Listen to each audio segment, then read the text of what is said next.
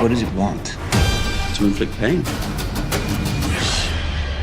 She's trying to give us a message.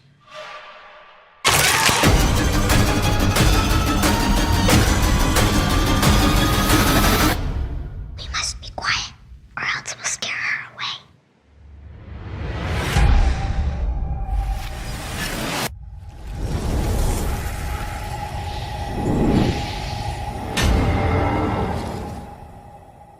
At the beginning of the movie, we see a little girl named Jenny playing with her toys in the attic of her house. Just then, a bird lands on the skylight, and Jenny tells her toys that the bird is trying to give them a message. She picks up her doll Scarlet, climbs over some boxes, and heads toward the bird. We then see Jeff Vaughn, an illustrator, and Jenny's dad showing his work to Samantha, Jenny's babysitter. Jenny notices the bird has gone missing, and suddenly, Scarlet falls from her hand. Just then, Jeff's wife Maggie returns home, and at that moment, the bird hits the glass, causing Jenny to startle and fall. Jeff rushes to Jenny but finds Maggie already by her side. Noticing Jenny's forehead is bleeding, Maggie blames Samantha, saying she pays her to take care of Jenny. Then, she criticizes Jeff for not working and not showing any work. They begin to argue, and when Maggie tells Jeff that he is unemployable, he falls silent. Maggie begins to take Jenny to the hospital, but tells Jeff he can't come with them. And when he asks what she means, she simply says goodbye before leaving. A few days later, Maggie files for divorce and seeks full custody of Jenny, citing Jeff's alleged inability to act responsibly. Jeff tries to explain it was an accident, but the legal officer informs him that Maggie claims he hasn't held a steady job for 3 years. Paul adds that Jeff can't even manage his own mortgage, let alone provide a stable home for Jenny. Jeff asks Maggie why she's trying to destroy his life, to which Maggie acknowledges his love for Jenny, but insists he can't afford to care for her as she can. They offer him a check to start anew, but Jeff refuses, saying it's not what he wants. Later, Jeff suggests to Maggie that they should return to their house and resolve the custody issue together. However, she reminds him that it's her house he's currently living in. The next day, while Jeff is with Jenny, he is approached by Connor, an old college friend. Connor informs Jeff that he started his own comic book company last year, which was recently acquired by Stun Gun. Jeff confides that his wife left him last week, and they're meeting to discuss custody of their daughter. Connor suggests Jeff visit his offices, as they're expanding and could offer him opportunities. He offers to introduce Jeff to potential connections. As they talk, Jeff receives a call from Maggie, who informs him she has been granted sole custody and her father wants her to oversee a job in Seattle. Shocked and upset, Jeff protests that it's unfair, to which Maggie coldly states that she's trying to get away from him. Jeff hints at reconsidering and seeing her in court, but Maggie warns him that any challenge will result in him losing Jenny forever. Suddenly, Maggie is struck and killed in a hit-and-run accident.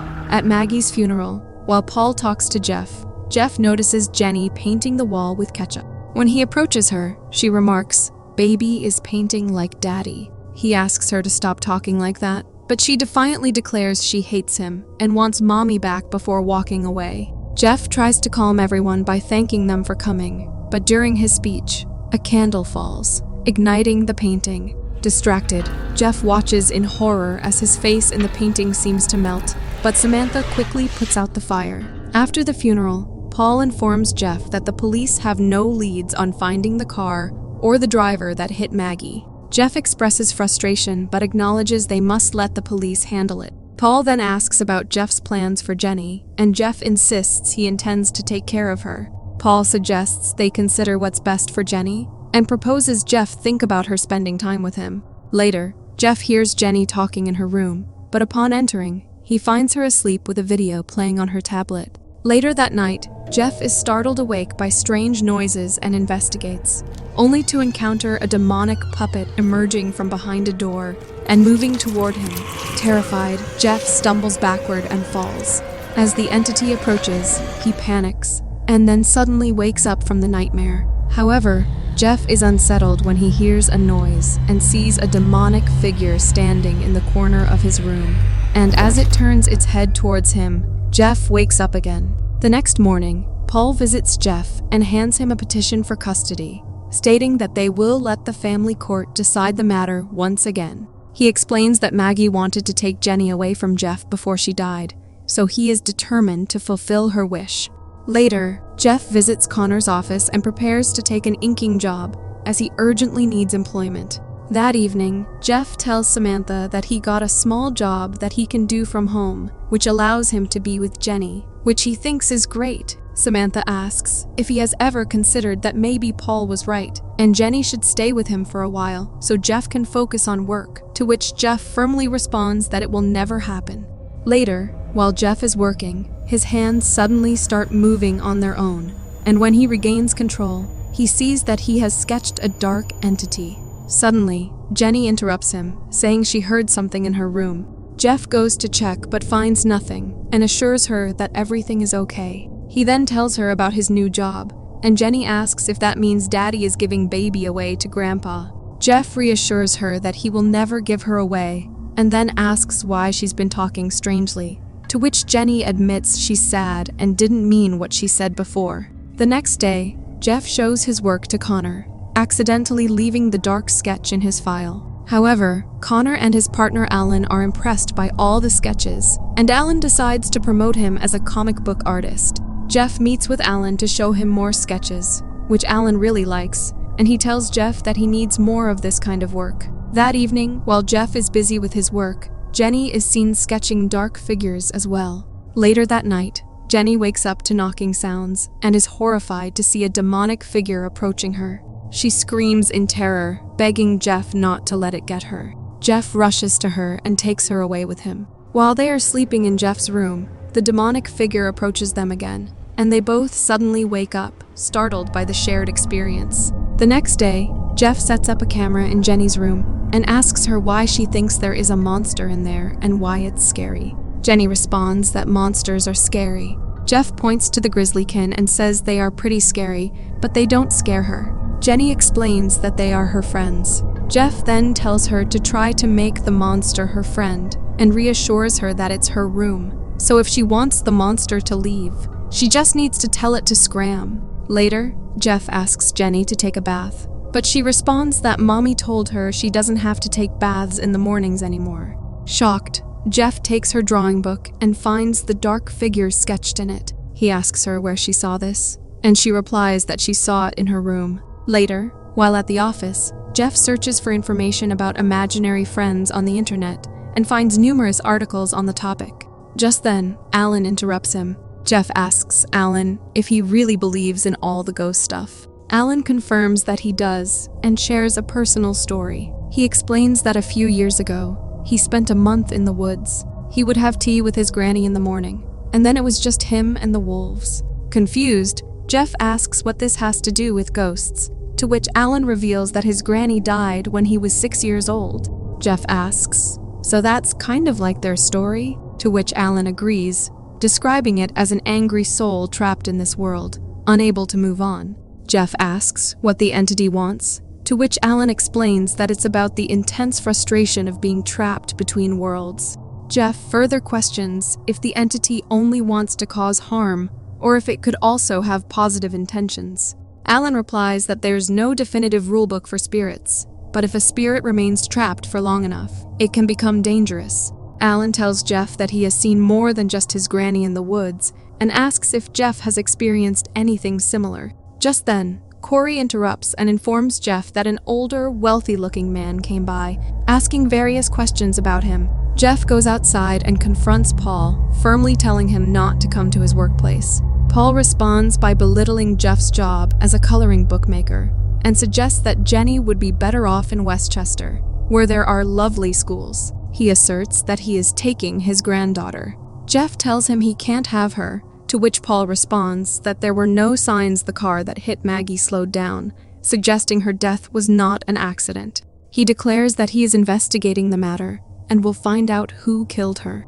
Later, Samantha suddenly kisses Jeff, but he pulls away, saying he thinks she got the wrong idea. Embarrassed, Samantha apologizes, and just then, Jenny interrupts, saying it's story time. That night, while Jeff is working, he notices Jenny talking to a dark figure who suddenly looks at him. Alarmed, Jeff rushes to her room but finds that Jenny is not there. As he searches for her, a puppet behind him begins to move. Jeff looks out the window and sees a figure rising. He notices its reflection in the window glass and turns to look, finding the figure still there. However, when he removes the blanket, he discovers Jenny hidden underneath it. He tells Jenny that Samantha said she was in the attic today and asks how she got there when it was locked. Jenny replies that her new friend let her in. Jeff inquires about the friend's name, but Jenny changes the subject, asking where he thinks Mommy is now. He reassures her that Mommy is in heaven. Jenny then asks if Mommy is up there and also here with them, to which Jeff explains that Mommy is way up there, but also watching over her here. After their conversation, Jeff leaves and the puppets can be seen watching him as he goes. The next day, on his way to the office, the lights in the metro suddenly go off and everyone except Jeff disappears. He then sees a demonic figure standing there and begins moving towards it in a trance state. He approaches the figure and takes off its mask, causing it to attack him. And this jolts Jeff out of his hallucination. Later, Alan looks at Jeff's work and tells him it reminds him of a tale he once heard around a campfire about Aboriginal spirits that hang around. These spirits inhabit a doll or a house and refuse to leave. Meanwhile, Samantha finds a puppet in Jeff's studio in his house. She brings it to Jenny's room and keeps it there, and finds the door of the attic open. She tells Jenny that she is not supposed to be up there, but gets shocked to hear Jenny telling someone that she will come back, so they have to be ready. As she moves forward, the door shuts on its own, which scares her, but she asks Jenny to open the door. The door then opens on its own, and Jenny tells her to come up and play. Samantha says she doesn't like it up there and asks her to come down. And as Jenny descends the stairs, Samantha sees the entity standing on the stairs, but when she looks again, it has disappeared. Later, when Jeff returns home, Samantha tells him that she felt something strange up in the attic with Jenny. She tries to dismiss it, saying it was probably nothing, but her unease is evident. Jeff locks the attic door and goes to his studio, only to find all his work destroyed. Shocked and thinking Jenny did it, he goes to her room and confronts her, asking why she did it, but Jenny insists she didn't. Jeff tells her that he could lose his job over this, which would mean losing her, to which Jenny says he doesn't want her anyway, and asks why he signed her over to Mommy. Confused, Jeff asks who told her that, and Jenny replies that Mommy did. The next day, Jeff visits the office and shows Alan his destroyed work, still believing Jenny did it. He then shows Alan Jenny's drawing book, explaining that strange things have been happening at home. He mentions that he doesn't show Jenny his work, and she claims to have seen something in her room. Alan says he and his ex-wife fought a lot when she was alive, and their little girl was caught between them. He suggests that this isn't just part of a coping mechanism, but that Jeff's ex-wife is still around for a reason.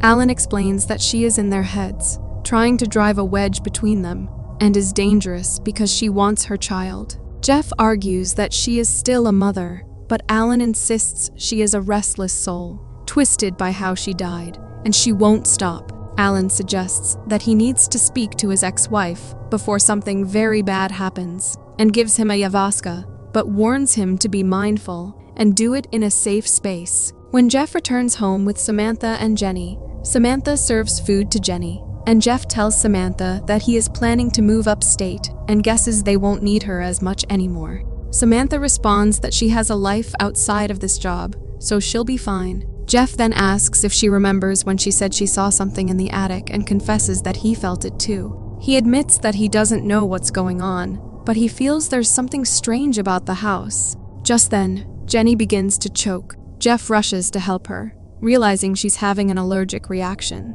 He asks Samantha to call 911 and rushes to get an EpiPen from his bag. He administers the shot, stabilizing Jenny, but suddenly, a chandelier comes loose and hits Samantha on the head, causing her to fall unconscious. Later, when the police arrive, an officer tells Jeff that there is suspicion of abuse in the house. The officer explains that they saw some marks on Jenny, so his partner is going to ask her a few questions. Jeff explains that she was choking, so he gave her the Heimlich maneuver, to which the officer says if that's the case, then there's nothing to worry about.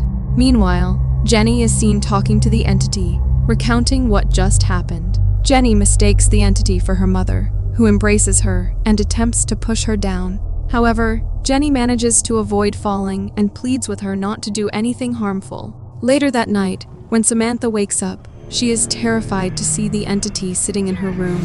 And before she can call Jeff, the entity covers her mouth with a blanket. It then comes right on top of her, but eventually releases her. Meanwhile, Jeff tells Paul that he wants him to take Jenny for the night, believing it would be good for her to get out of the house. Just then, Samantha rushes downstairs and tells Jeff they need to leave immediately. She takes him aside and tells him that she believes Maggie is still here and causing everything. Samantha reveals that moments ago, in his bedroom, Maggie was there and attempted to harm her. Jeff asks her to calm down, suggesting that she go home and get some sleep. He then goes to Jenny and tells her that she will stay with Grandpa tonight, because he needs to sort things out here. He asks Jenny if her mom is really in this house, to which she replies yes. That night, he decides to summon Maggie and communicate with her using ayahuasca. After a while, he encounters the entity and, thinking of it as Maggie, implores her to release Jenny, and as the entity disappears, Jeff wakes up and realizes it is morning now. Later, Jeff tells Paul that he knows he wants the best for Jenny as well, which is why they are moving upstate to be closer to her grandfather. He has already made all the arrangements with the school but needs Paul's blessing to sell the brownstone. Paul and Jeff reach a compromise, and Paul informs him that they have found the car that hit Maggie and are now searching for the driver. Later, Paul brings Jenny back to her house, where Samantha also comes with them because she has to return the keys. Meanwhile, Jeff goes to his office and tells Connor that they are moving upstate, but that he still wants to work for him, but from home. Only then, Alan comes there, and he reveals the comics to them, which they all like very much. On the other hand, Paul received the photo of the driver, which he is shocked to see. He calls Jeff, but he disconnects the call, prompting Paul to leave him a voicemail to check his email. Connor says he believes they need to change the ending because an evil spirit like this isn't simply going to disappear because you ask nicely. It might pretend to leave, but only until it finds another opportunity to pursue its desires. Meanwhile, Paul goes upstairs looking for Jenny and receives a call from Jeff, who urgently asks him to get Jenny out of the house. However, someone pushes Paul down the stairs. In Jenny's room, Samantha encounters the entity and gets terrified seeing it. Jeff arrives home and finds Paul on the stairs, who gestures for him to check his phone. Jeff is shocked to see a photo of the woman who hit Maggie with her car, revealing it to be Samantha. Samantha tells Jeff she did him a favor, saying that Maggie was going to take everything from him. Jeff accuses her of trying to poison Jenny, to which Samantha admits she thought Jenny should be with her mother, but now realizes she was wrong and they could be a better family together.